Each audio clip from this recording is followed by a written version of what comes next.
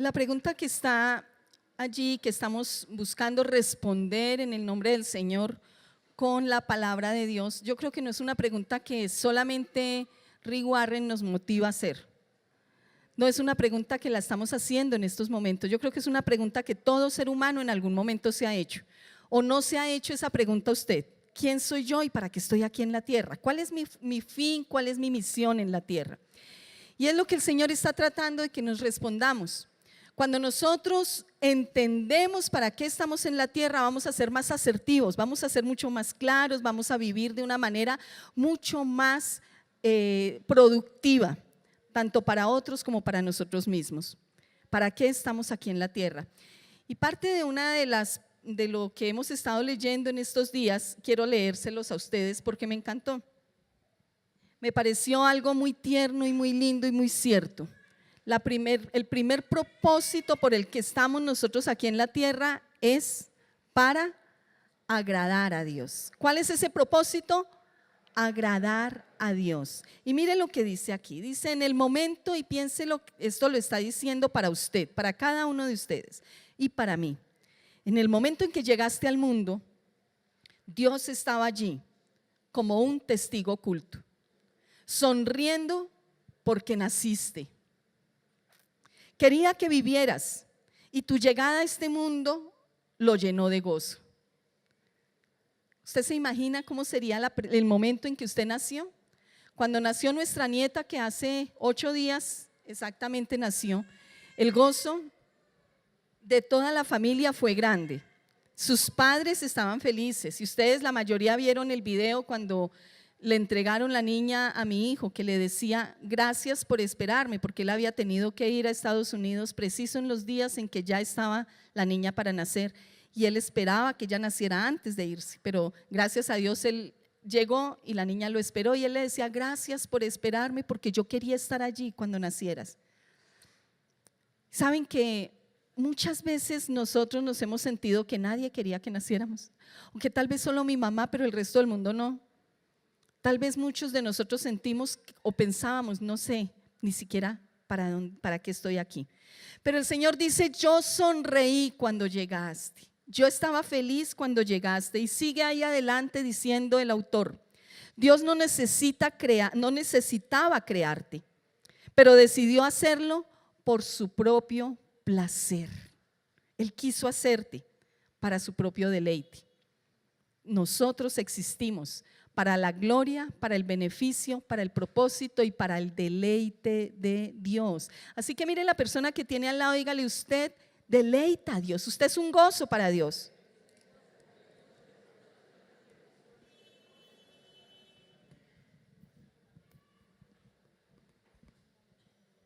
Y vamos a mirar lo que el Señor nos dice con respecto a esto. Y hoy el Señor nos está diciendo, yo te hice para mi deleite, para la gloria de mi nombre te he creado. Y hoy el Señor quiere hablarnos de una manera muy contundente, de una manera muy firme, porque si para eso fuimos creados, la pregunta es, ¿si estamos haciendo gozar el corazón de Dios? ¿Si estamos siendo de deleite para el Señor? Abramos nuestras Biblias en el libro de Miqueas. Miqueas es uno de los profetas menores. ¿Tus gafas? ¿Tú las bajaste ahora? Ahí están al lado.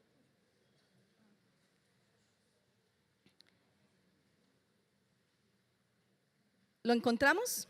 Miqueas 6. Y vamos a escuchar hoy la voz del Señor con respecto a ese anhelo profundo del corazón de Él, de que le deleitemos. Cuando usted entiende para qué fue creado y cuando usted entiende que Dios es el fin de todo, es el principio y el fin. Cuando usted se pone en el lugar que le corresponde y se da cuenta que usted es una simple criatura, pero una criatura hecha con tanto amor por Dios que se gozó contigo desde aún antes de que nacieras. Cuando entiendes que Dios es el principio y el fin de todo, entonces estamos empezando a encontrar la razón de nuestra existencia. Cuando buscamos esa razón de nuestra existencia en mí mismo, en otra persona, en una carrera, en una profesión, vamos a ser las personas más frustradas del mundo, aunque pensemos que lo tenemos todo, Nunca vamos a encontrar la realización total hasta que encontremos la razón en Dios. Miqueas, hoy el Señor nos quiere decir, ¿cómo puedes agradar mi corazón? Y lo primero es el llamado del Señor. Yo no sé si en algún momento usted ha tenido que decirle algo como lo que voy a decir a alguien que usted ama mucho y que usted lo único que desea es el bien para él y espera que esa persona desee el bien para usted y el amor. No sé si usted le ha dicho de pronto a su esposa o a su esposo, todo lo que te di, ¿qué te he hecho? ¿Qué faltó? ¿En qué fallé para que tú estés así conmigo?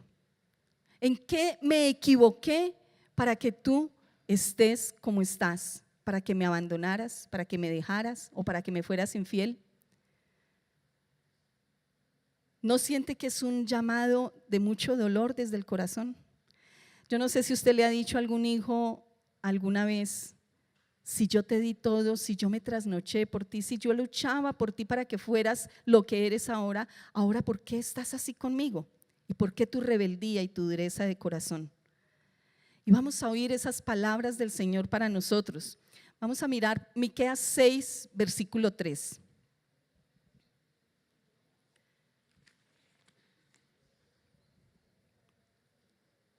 Si usted ve, son las mismas palabras de Dios, pero en estos momentos es Dios hablándonos a nosotros.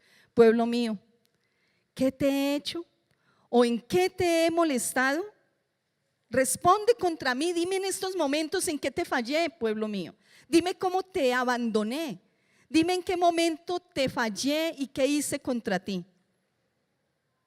Yo no sé si alguno de ustedes tienen esta mañana una queja contra Dios. Pero mire que el Señor comienza a recordarle al pueblo lo que hizo, versículo 4.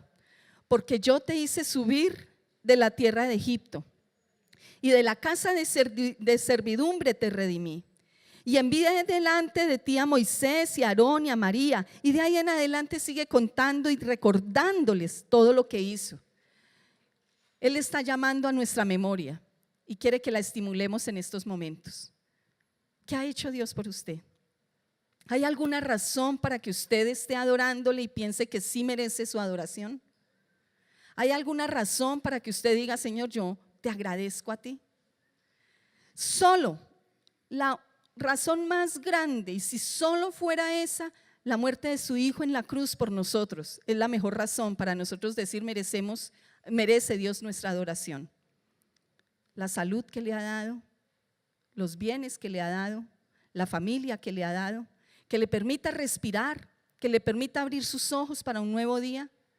Cuando usted comienza a reconocer lo que Dios le ha dado, usted comienza a entender que Dios merece su adoración, que Dios merece que su corazón se complazca con el nuestro.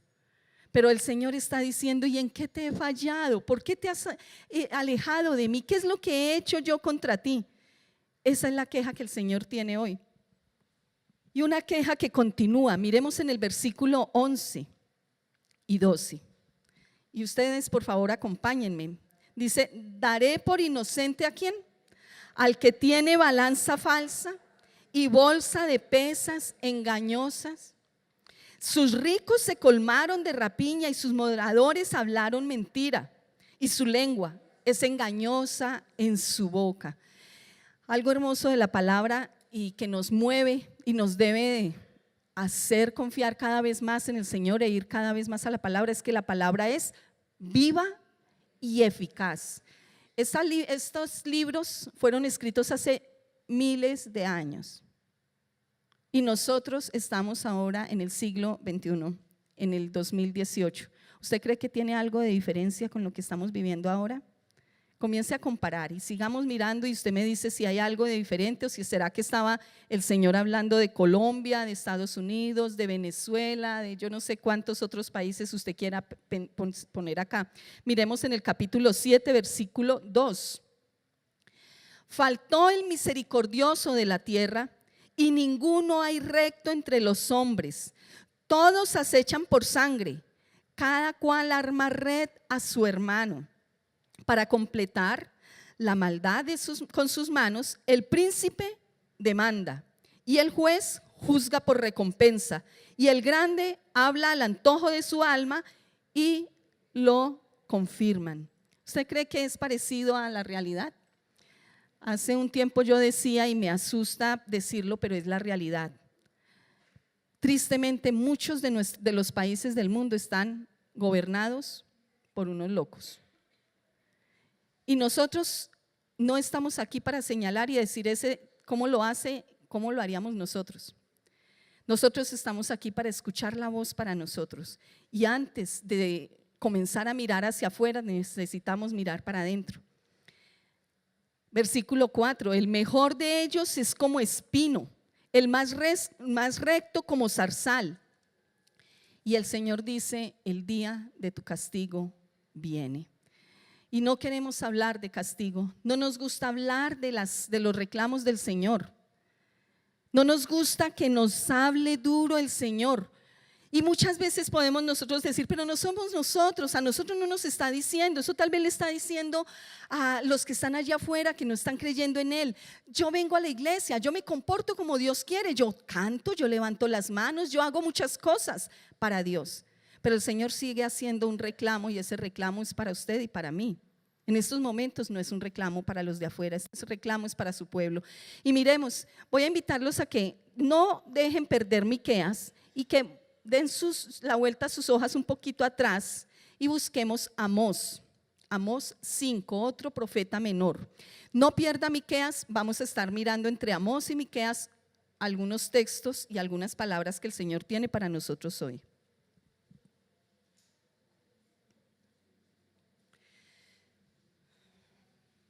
Fuimos creados para la complacencia de Dios. ¿Cuánto está deleitando usted a Dios? ¿O está buscando deleitarse usted y que Dios le dé? Hay una palabra con la que empieza el capítulo 5 de Amós, en ese primer versículo, y es una palabra dura y triste. Cuando usted piensa en su Dios diciendo esto, yo creo que a todos nos debería doler el corazón. Oíd esta palabra que yo levanto para lamentación sobre vosotros. Ayúdenme a pensar en un antónimo de lamentación. ¿Cuál? No oigo. Dolor, angustia, antónimo. Contrario. Eso, esa es la voz dura. Dicha, gozo, alegría. Es que oigo a muchos, pero no los entendía. Dicha, gozo, alegría, complacencia. Fuimos creados para agradar a Dios. Es el primer propósito por el que tú fuiste creado. Desde el momento en que el Señor te puso en el vientre de tu madre, ya el Señor te conocía. El embrión tuyo vieron los ojos del Señor. Y Él se deleitaba en ti mientras iba siendo formada. Pero ¿por qué ahora el Señor tiene que decir, en vez de complacerme, me lamento con lo que están haciendo? ¿Y qué es lo que estamos haciendo? ¿Qué es lo que el Señor quiere que dejemos de hacer para que podamos hacer lo correcto? Estamos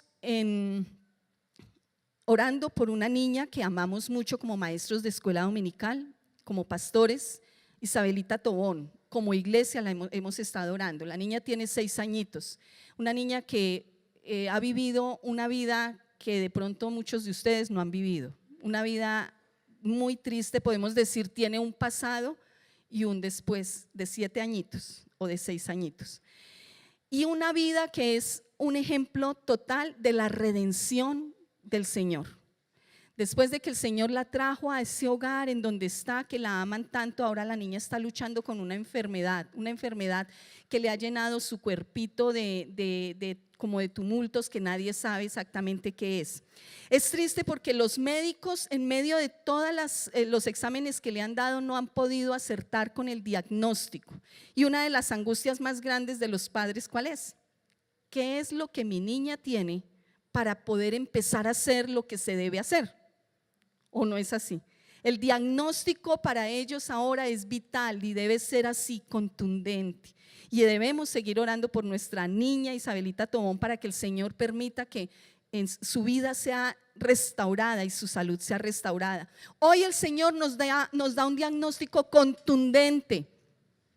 Y ese diagnóstico contundente yo se los voy a leer porque es triste, pero es real. Estamos aquí para adorar al Señor y Él dice, sí, yo quiero que me adoren, pero quiero leerles en Isaías, yo voy a leerlo, no necesitan ustedes pasarlo, en Isaías 29, dice el Señor, porque este pueblo se acerca a mí con su boca y con sus labios me honra, pero su corazón está lejos de mí y su temor de mí no es más que un mandamiento de hombres que les ha sido enseñado. Es palabra dura. Y a mí me duele que el Señor de pronto esté diciendo eso de nosotros. Tal vez de usted no lo está diciendo y tal vez de mí sí lo está diciendo. Pero en estos momentos la evaluación debe ser personal.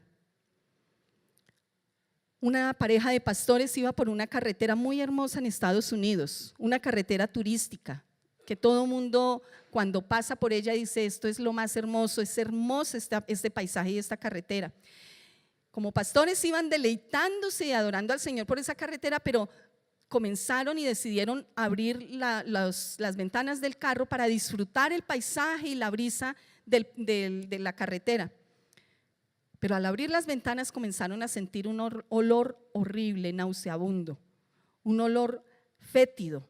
Y ellos dijeron, pero ¿cómo es esto? Una carretera tan hermosa, turística, y la han dejado caer así, este olor es horrible. Y ellos siguieron, no quisieron cerrar las ventanillas del carro para que no se entrara y se quedara ese olor allí adentro, pero al seguir y al seguir y al seguir, el olor continuaba. Y ellos dijeron, pero esto es sorprendente, toda esta cantidad de miles de metros que estamos recorriendo y nada que se quita el olor. Cuando ellos entendieron y se dieron cuenta, el olor no estaba afuera, el olor estaba dentro del carro. Como pudieron, llegaron a un sitio donde los pudieran atender y entendieron que era un daño que el carro estaba teniendo y que ellos estaban contaminando el ambiente de una carretera turística. Ellos estaban pensando que el olor feo estaba afuera, cuando realmente el olor feo lo llevaban ellos. Esto nos hace pensar mucho en lo que el Señor nos está diciendo. El pastor nos está motivando a ir esta noche a orar. Y no solamente ir esta noche a orar, estar orando constantemente por nuestro país, por nuestros países. Y a veces decimos, es que si tuviéramos otros gobernantes, es que si estos políticos hicieran otra cosa, es que y hay chistes pesados donde dice la forma más elegante de robar es hacerse político. Pero ¿cuántos de nosotros estamos mirando hacia adentro? ¿Usted qué ha hecho por el país? ¿Yo qué he hecho por el país? ¿Usted qué ha hecho para agradar a Dios como ciudadano?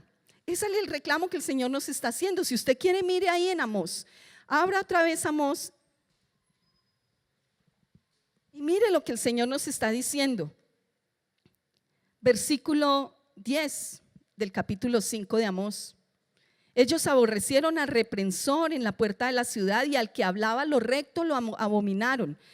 Usted está viviendo para la verdad y usted está defendiendo la verdad y usted está haciendo la verdad y la justicia.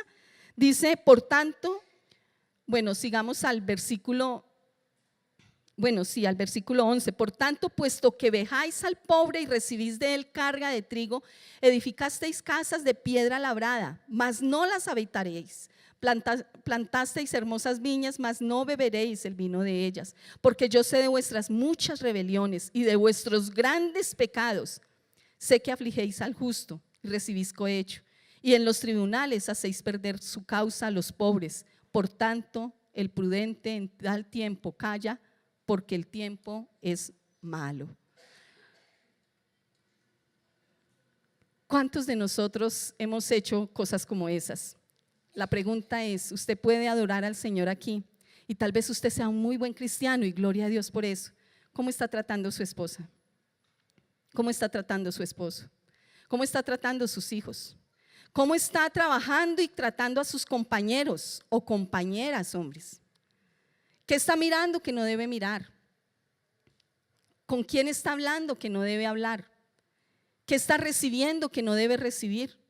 Hoy el Señor nos está diciendo, mire, la luz de mis antorchas se está apagando, porque Él no le está hablando al pueblo que no es de Él, está hablándole a su pueblo y está diciendo: están alejados de mí. Pero hay algo que me llamó y me gustó mucho, y por eso estoy uniendo los dos libros, porque el llamado en Miqueas es lo mismo. ¿Qué te he hecho? ¿Y por qué te has alejado de mí? Dices que me amas, pero estás haciendo algo contrario a lo que hace una persona que me ama. Dices que me adoras, pero te estás adorando a ti porque tú estás esperando atención para ti como no debe ser. Miqueas, y sin dejar perder Amós, nos muestra una respuesta del pueblo. ¿Qué hace usted frente a ese llamado del Señor? ¿Qué piensa usted y qué cree usted que debemos hacer? Cuando de pronto hay una persona que está cometiendo un pecado, sea robar, sea ser infiel, sea mentir, sea hablar mal de otro, sea sencillamente decir una palabra deshonesta, parece que el diablo le cerrara las cortinas y lo dejara hacerlo, ¿cierto? Pero cuando el enemigo, para hacerle daño a usted, o el Señor en su misericordia abre las cortinas y descubre ese pecado, ¿cuál es la reacción del pecador? ¿Cuál es nuestra reacción cuando nos descubren? Algunos comienzan a negar: yo no, tú no estás entendiendo lo que pasó, no estaba besando a esa mujer, ella me estaba diciendo que le mirara un mugrecito que tenía en el ojo. Tú estás malinterpretando la situación. Pero muchos toman una reacción que debe ser la reacción de nosotros esta mañana, y fue la reacción del pueblo de Israel cuando Miqueas le habló fuertemente. Y fue una reacción desesperada porque el Señor se deleita en nosotros y quiere que nos deleitemos en Él para bendecirnos. Pero el pueblo estaba viendo que no había bendición, que sembraban sus viñedos y no podían comer lo que sembraban, construían sus casas y no podían vivir en esas casas. Se parecen algo a lo que hemos vivido por muchos años en Colombia, ¿cierto? El desplazamiento, el robo. Y el pueblo sabía que estar alejado de Dios traía consecuencias de dolor, de problemas, de escasez, de ruina. Y ellos dijeron: el Señor ha dado el diagnóstico, ¿qué hacemos ahora? Y el diagnóstico fue fuerte, la respuesta de ellos fue fuerte también. Y esa debería ser la respuesta de nosotros en esta mañana. Miremos versículo 6 del capítulo 6 de Miqueas. Señor, estás enojado conmigo ahora, ¿cómo voy a apaciguar, cómo voy a calmar tu ira? ¿Con qué me presentaré ante Jehová y adoraré al Dios Altísimo? ¿Me presentaré ante Él con holocaustos, con becerros de un año? ¿Se agradará Jehová de millares de carneros o de 10,000 arroyos de aceite? Esa era la manera en que el pueblo en esa época hacía sus cultos. Traían becerros para sacrificios, y hacían cantidad de sacrificios y rituales para ver si agradaban a Dios. Habían muchas de esas cosas que habían sido instituidas por Dios, pero el pueblo las había tomado como simples rituales. El que peca y reza, empata. Entonces pequemos y traemos el carnero de un año para que Dios nos perdone. Pequemos y venimos y traemos ofrendas de libaciones y de paz para que el Señor nos perdone y tengamos paz con Él.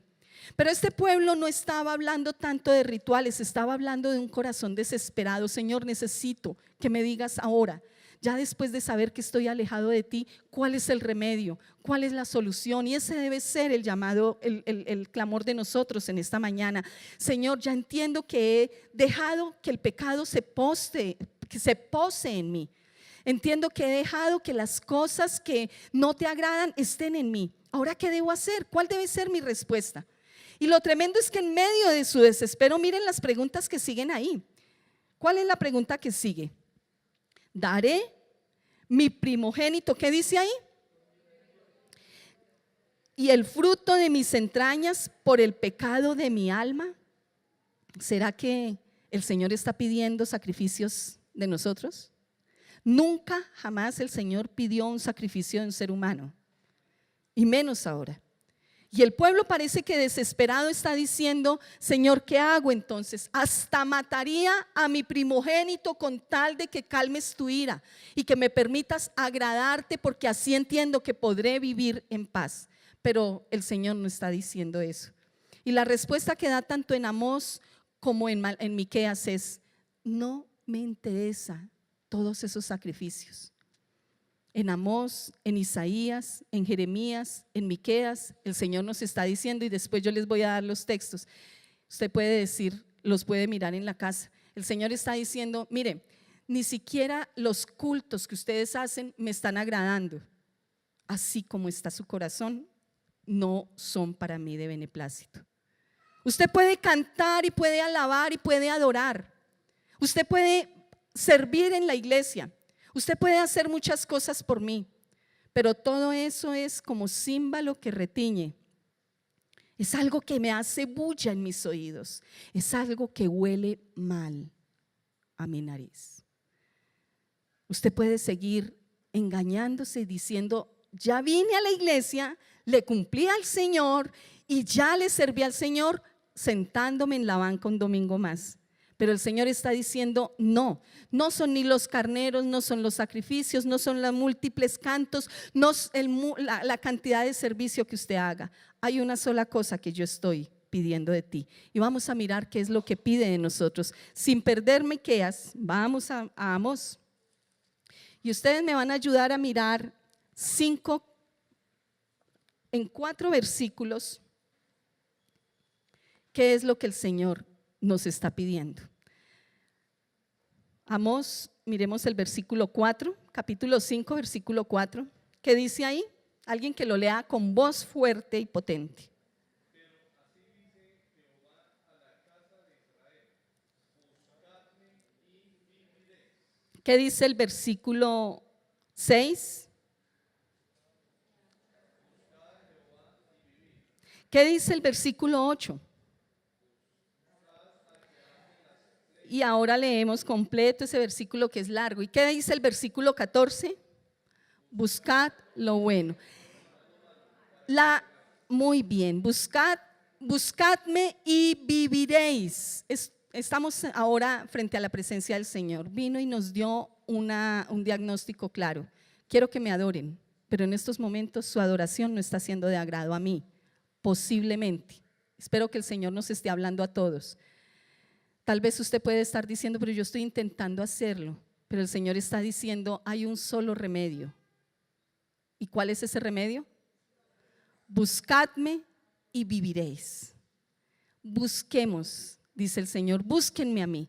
Y después de buscarme a mí, hay muchas otras cosas que usted va a venir a hacer. Eso es la adoración, esa es la alabanza, eso es lo que el Señor quiere de nosotros, que le busquemos. Al estar cerca a Él, comenzaremos a amar lo que Él ama, a desear lo que Él desea, a odiar lo que Él odia. Yo no sé si a usted no le duele en el corazón ver noticias y oír cómo hay un engaño tan claro y tan contundente, y nosotros seguimos diciendo: pero lo hace bien, pero habla bonito.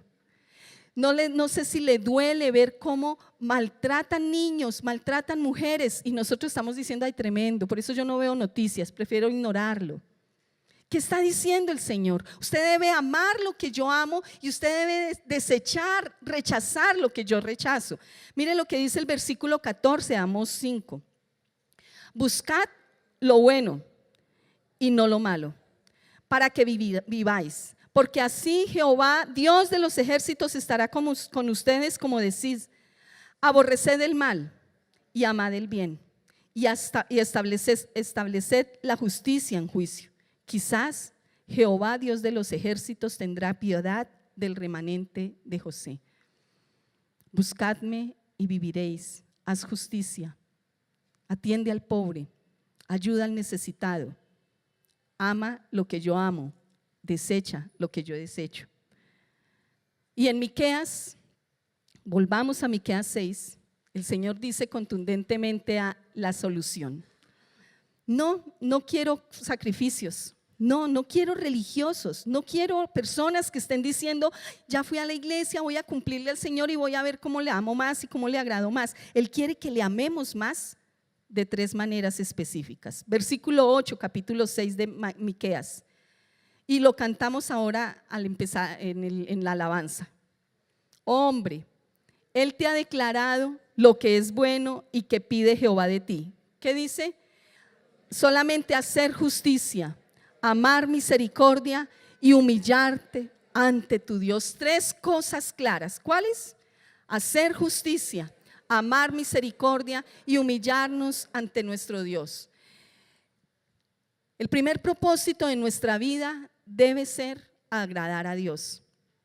Y ese es el propósito que usted no solo va a hacer aquí. Usted va a cumplir ese propósito en la eternidad. Servir a Dios, servir a su prójimo, tal vez en el cielo no vaya a ser tan necesario. Evangelizar ya en el cielo no va a ser tan necesario. Pero adorar a Dios, y como lo ha dicho el pastor en muchas ocasiones, usted se está entrenando aquí para pasar toda una eternidad deleitándose en el Señor y dejando que el Señor se deleite en usted. Si ese es el anhelo suyo, vivir con una vida con propósito, si el anhelo suyo es vivir para el Señor, haciendo las cosas que Dios quiere, si el anhelo suyo es agradar a Dios con su vida, este es el momento de obedecer a Dios, así como hizo el pueblo, y decir: Señor, ¿qué quieres que hagamos? Y escuchar el remedio que el Señor nos está mandando. Buscadme y viviréis. Vivid en justicia, en verdad y en humildad delante de mí.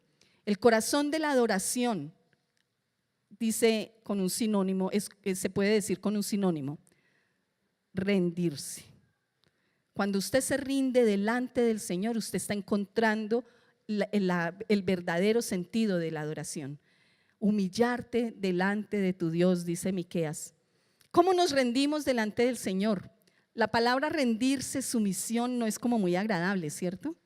Es que a nosotros como seres humanos, tristemente marcados, manchados por el pecado, nos gusta más bien que otros se rindan a nosotros. Más bien nosotros tener el poder y el control. Pero hoy el Señor está diciendo: yo quiero que se rindan a mí, yo quiero que ustedes se entreguen a mí, que ustedes arrojen todas sus coronas delante de mí. Todo eso que usted puede decir: no, esto me da seguridad. En algún momento, en cualquier momento, usted puede perder esa seguridad. Entregue esa seguridad al Señor, que el Señor sí le va a dar una seguridad que le garantiza eternidad. Y para terminar, voy a pedirles que volvamos a mover nuestras Biblias y que nos vayamos un poquito más atrás en la Biblia al texto que leímos con el hermano Rómulo. Si fuimos creados para agradar a Dios, si el Señor nos está diciendo: ojo, porque no quiero que se conviertan en unos religiosos más. Si el Señor nos está diciendo: vuélvete a mí y entrégate a mí. Si el Señor nos está diciendo: ríndete a mí, es porque Él sabe que vienen grandes bendiciones del Señor. Yo no sé si usted ha vivido momentos, y tal vez los está viviendo ahora, de crisis y de situaciones conflictivas. Tal vez usted está sintiendo o ha sentido en algún momento que hay situaciones que se le vinieron encima y que usted no las puede controlar, que no tiene poder para ellas. Miremos 2 de Crónicas, capítulo 20. Y como ya lo leímos con el director, yo solamente les voy a hacer un recuento de lo que estaba pasando. 2 de Crónicas, capítulo 20. ¿Lo tenemos? Ahí estaba Josafat, un muy buen rey de Judá, un hombre que quiso agradar a Dios de todas las formas. Estaba con su pueblo. Pero en el momento en que él estaba allí haciendo cosas para Dios, vinieron a darle una noticia, y usted puede mirar allí en el capítulo 20, en los primeros versículos. ¿Cuál fue la noticia que vinieron a darle a Josafat? Vienen unos ejércitos contra nosotros y son grandes. Vamos a ver cuál fue la respuesta de Josafat, pero antes yo voy a invitarles ahí atrásito en el capítulo 17, versículo 13. Miren qué era el pueblo de Israel a nivel de ejército, a nivel para responder a una guerra. Versículo 13. Tuvo muchas provisiones en las ciudades de Judá y hombres ¿qué? ¿Cómo eran? Muy valientes. hombres de guerra muy valientes. Y ahí abajo comienza a contar, a decir más o menos cuántos hombres de guerra tenían. Y más o menos, según los historiadores y los biblistas, más o menos eran 1.160.000 hombres de guerra que tenía Josafat. 1.160.000 hombres de guerra. ¿Cómo reaccionó Josafat frente a esta situación? Venían una guerra contra ellos. ¿Cómo pudo haber sido la reacción de él? No, aquí tenemos bastantes armas, tenemos hombres de guerra, vamos a enfrentarlos, no se asuste pueblo. Pero ¿cuál fue la reacción? Versículo 3, ¿qué hizo Josafat? ¿Tuvo qué? Tuvo temor. Ese temor, ¿qué significa? ¿Se acuerdan que la Biblia dice, bienaventurados los pobres en espíritu porque ellos verán a Dios? Temor significa humillarme delante de Dios y reconocer que Él es el único grande. Temor frente a Dios. Tuvo temor y Josafat humilló su rostro, ¿para qué? Para consultar a Dios. Josafat hizo una estrategia de guerra y la estrategia de guerra fue bien interesante. Hermanos, vienen un ejército contra nosotros, una gran enfermedad se vino contra nosotros, unas grandes deudas se vinieron contra nosotros, hay problemas en la casa, se vinieron contra nosotros. ¿Qué vamos a hacer? Postrémonos delante del Señor. Antes de ir a un banco, antes de ir a un médico, antes de ir a un pastor, vámonos delante del Señor. Él es el único que todo lo puede. Señor, no sabemos qué vamos a hacer. ¿Y qué hizo Josafat? Reunió, citó a todo el pueblo, hombres, mujeres, niños, adultos, ancianos, y todos vinieron, se reunieron con él y promulgó ayuno y oración. Y él, siendo modelo como rey, pero siendo modelo para su pueblo, se postró delante del Señor y dijo: Señor, contra tan grande multitud no sabemos qué hacer. Señor, no sé qué hacer y solo tú, que eres Dios grande, todopoderoso, creador del cielo y de la tierra, solo tú sí puedes hacerlo. ¿No eres tú el que nos ha salvado? Y comenzó él mismo a hacer lo que el Señor en Miqueas le dijo al pueblo. ¿No recuerdas lo que yo te he hecho? ¿No te acuerdas que te rescaté de Egipto? Y el Señor Josafat comienza en su oración a decir: Señor, tú nos has salvado de esto. Señor, mira, tú nos rescataste de aquí. Señor, tú hiciste esto. Además, este pueblo que viene contra nosotros fue salvado por ti y ni así quieren agradecer, Señor. Nos duele y me duele lo que a ti te duele, Señor. Era un hombre que adoraba a Dios. Con su corazón siempre estaba inclinado a Dios y quería agradecer a Dios. ¿Cuál fue la estrategia de guerra de Josafat? Oración y ayuno. ¿Y cuál fue la respuesta del Señor? Voltee su página y miren el capítulo 20, versículo 17.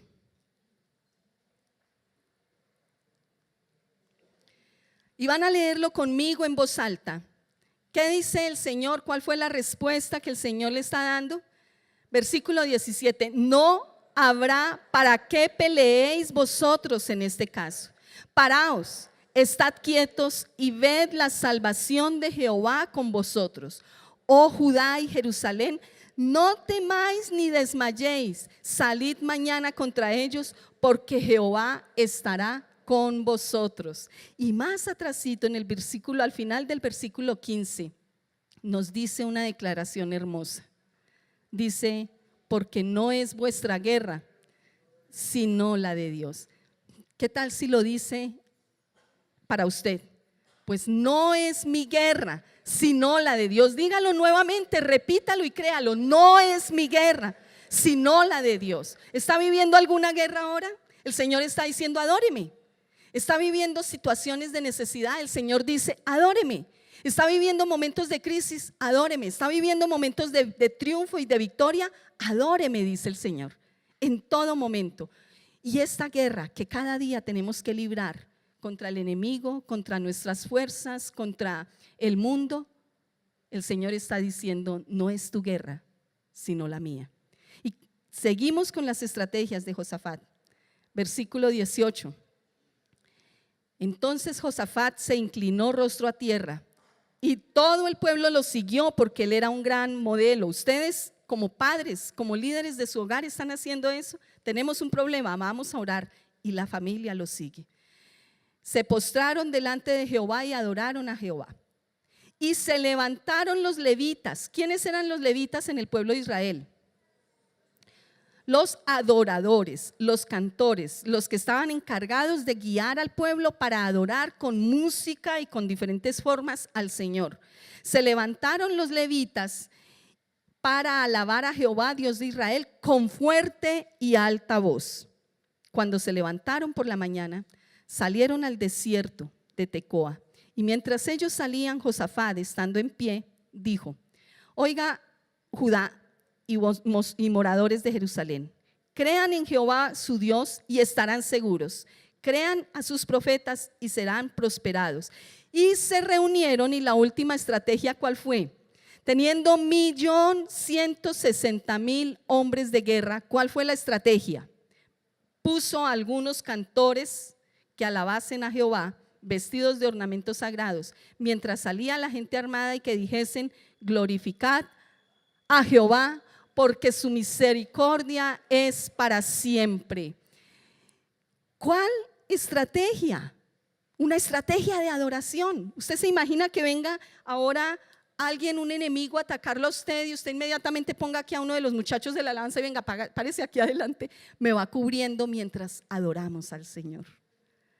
Eso fue lo que hizo el pueblo. Envió al grupo de alabanza adelante, y vayan cantando y guíenlos a adorar al Señor, que aquí no es con armas, porque esta guerra no es nuestra, es de Dios. Y ustedes pueden seguir mirando adelante, que en el momento en que el pueblo comenzó a cantar y a adorar a Dios, el ejército enemigo comenzó a confundirse y a matarse los unos contra los otros. Dios lo hizo todo cuando usted comenzó a adorar a Dios. Ahora la pregunta es, ¿cómo vamos nosotros a vivir cada guerra y cada momento de nuestras vidas? ¿Qué respuesta le da usted al Señor? El pueblo de Israel, el pueblo de Dios, le dijo: Señor, ¿qué haré para calmar tu ira? ¿Qué haré para calmar tu dolor? ¿Qué haré para que no tengas lamentación contra mí, sino que te complazcas de mí? ¿Qué voy a hacer, Señor? ¿Esa no sería nuestra pregunta obvia en esta mañana? Si Él se complace de nosotros, ¿no nos vamos a complacer nosotros con Él? Si Él nos ha dado tanto, ¿no tenemos razón para adorarlo a Él? Si Él ha sido nuestro Señor y nuestro Dios, ¿por qué vamos a dejar que otros se vayan convirtiendo muy secretamente, tal vez, en dioses nuestros? Nuestro trabajo, nuestras angustias, nuestras preocupaciones, nuestros afanes. Dios está diciendo hoy: buscadme y viviréis. Ríndanse a mí, y cuando usted me busque, se rinda a mí, usted va a comenzar a vivir a mi manera, va a amar lo que yo amo, va a querer hacer lo que yo quiero que usted haga, y va a disfrutar la vida a la manera mía. Este pueblo venció una gran batalla solamente adorando a Dios. No fueron solamente los cantores, fue todo el pueblo que tuvo una actitud: rendirse delante de Dios. Yo voy a invitarle que en esta mañana, si usted desea obedecer a Dios y ser un adorador que impacte el mundo, que usted comience a decirle: Señor, quiero hacerlo. Es su respuesta. Yo estoy respondiéndole a mi Dios. Usted también, hágalo personalmente. Él está con sus brazos abiertos esperando que usted diga: yo quiero ser un adorador. Es triste ver cómo el mundo está en oscuridad y las antorchas de Dios se están apagando, que somos nosotros. Debemos levantar nuestra antorcha de salvación, debemos levantar nuestra antorcha de liberación, debemos levantar nuestra antorcha de rendimiento delante del Señor, para así poder tener victoria frente a todas nuestras luchas. Yo voy a invitarles a que nos pongamos en pie, cerremos nuestros ojos.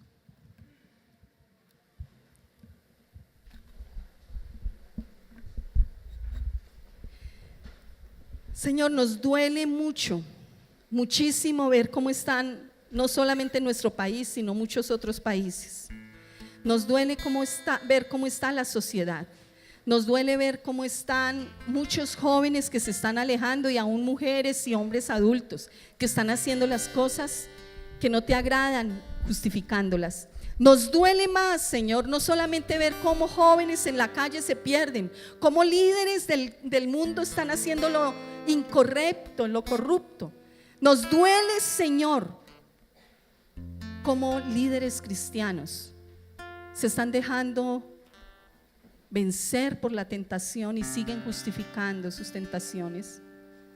Señor, nos duele ver cómo nosotros como pueblo tuyo te adoramos con manos levantadas, tal vez 1 o 2 veces en la semana, sin mucho, pero nuestro corazón no está levantado a ti. Si es así, si ese es el diagnóstico tuyo para nosotros, hoy queremos pedirte perdón. Y hermano, llegue en arrepentimiento delante del Señor, llegue en rendimiento delante del Señor, ríndase, rinda su corazón, rinda su mente, rinda todo lo que usted es, que esa es la mejor forma en que usted va a ser sanado. Quiere que sus finanzas se sanen y el Señor no lo está haciendo esta mañana, no estamos haciéndolo para eso, pero el Señor sí nos promete que va a venir y va a escuchar nuestras oraciones. Quiere que su vida se sane, que su matrimonio se sane. Ríndase delante del Señor.